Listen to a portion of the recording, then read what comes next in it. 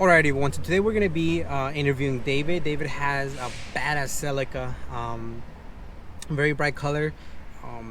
I've just, based on the pictures that he sent me, was trippy because I checked out his profile and it doesn't show that he has that car. So I'm like, man, hopefully he's not playing me like, like this is my car. And I was like, okay, cool. So we definitely, first of all, thank you, David, for reaching out to me. He actually reached out to me and he's like, hey, I like what you're doing. I actually, would like to take part, and yeah, definitely, especially a beautiful car like that. And so he is driving from far away, so I do appreciate him coming by.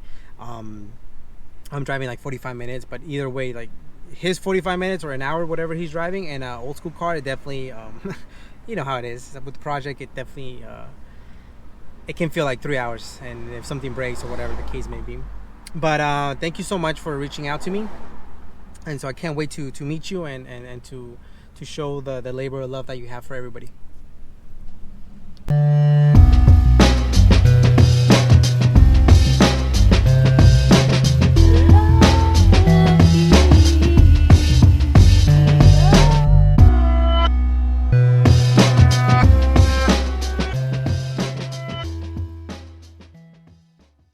Stumble upon the 74 Celica, man.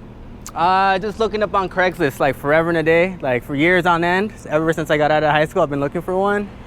And then the right opportunity came up. I didn't really have much money, but I could buy it. So it wasn't like the best thing to look at, but it was a project, picked it up, and here we go. Cool. So then tell us, so you start tinkering with your car and things like that. What is one thing that you don't like about this car? If there is such thing. Man, I really have to think about it. I want to say the electrical system, like the way it's an internal regulator for the alternator. So that would be my next like conversion, is making it an external regulator. Mm-hmm. That way I don't get like cutouts on my sound system at times and things like that. So just a better running 12-volt system, and that's about it. I mean, oh, and just little things here and there, like maybe the suspension could be a little bit more smooth. Oh, okay. And I mean, but nothing really, man. It's an enjoyment to drive this car all the time. The smiley bumpers, it came with those. I got the smiley bumper in the front and the back. Like I said, the rear lip was done, the whole molding was done by the body shop. And it's just that, it's just simple, just the lip, the smiley bumpers, the original emblems, and just keep it simple, man. And so obviously you mentioned the smiley bumpers. I'm not very familiar at all with this car, so obviously there's different options for you to maybe mold some different type of bumpers or whatever. People sought out these smiley bumpers because like the years 74 and up, they had like big old bumper stops. So in case you would crash, they had like a big old, I don't know, like a big old rubber piece on it. But it's not the easiest on the eyes. So aesthetically, aesthetically you want these bumpers. Oh, yeah, the more. Cool. That's the best too, when you get the people in the exotic cars looking at you, and they're like, because you can't really, I mean, you can buy an old school Celica, but to make it look the way you want it, it's gonna take you a minute, So right. I think a lot of people can see the amount of work or effort that goes into these old school type of vehicles. Like you just can't buy it off, Right. Buy an old school Celica and then just want it to be what it is, just with a few bolt-ons. You actually have to put in some work. Plus the personality that this car has, it demands not only the color. I think even if the car was silver, black, whatever, it demands so much attention just because of how aggressive it looks. Yeah. From all angles, actually, and to think that this engineering was done, way back when. Yeah, we're looking at what now, 30, 40, 50 years? Exactly, and it's just sad to see Toyota go in such a mainstream. So mainstream, like if they would have kept that purity of what they had with the old school Corollas, like 70s Corollas, the Trenos, and these old school Celicas. If they would have kept everything just like a sporty rear-wheel drive type of platform, and then I think they're starting to think about it and starting to catch up again. That's why they got the FRS now. and all because these other vehicles. You do have experience with all of these cars. I mean, you mentioned you had an Evo 8, you had a 86. Yeah. AE 86. Obviously this one, your truck. So it's like you've had a plethora of different cars. Yeah. The only thing I need to own now is like a front wheel drive car, but yeah. Hondas. That's like I told you, Honda would be my next best thing. Either like a old school EF type of body or EG hatch.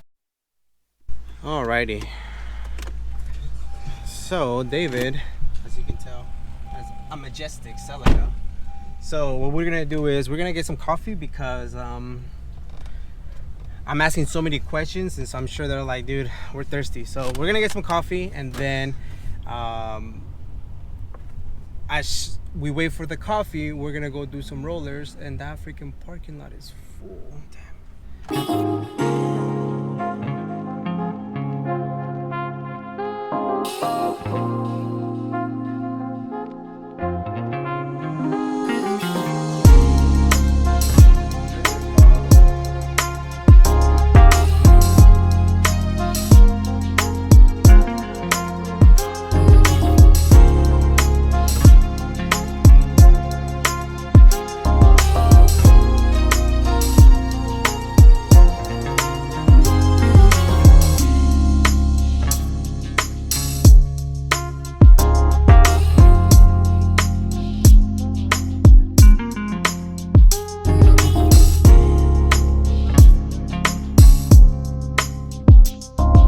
Alright everyone, so there you guys have it. That was the behind the scenes on David's gorgeous Celica.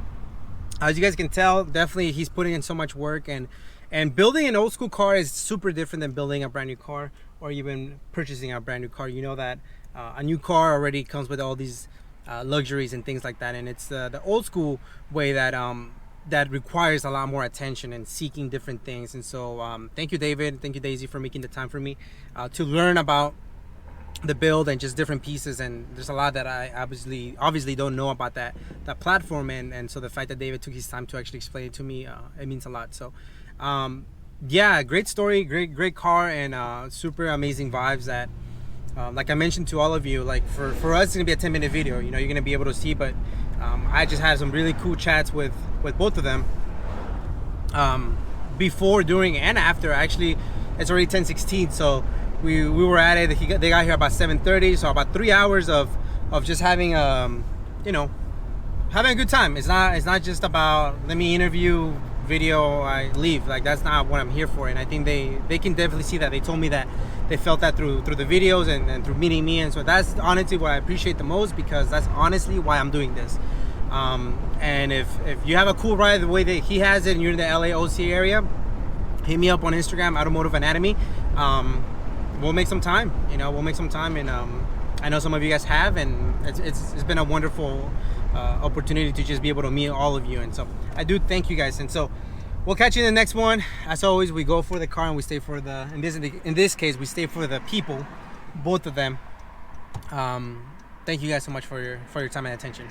Peace.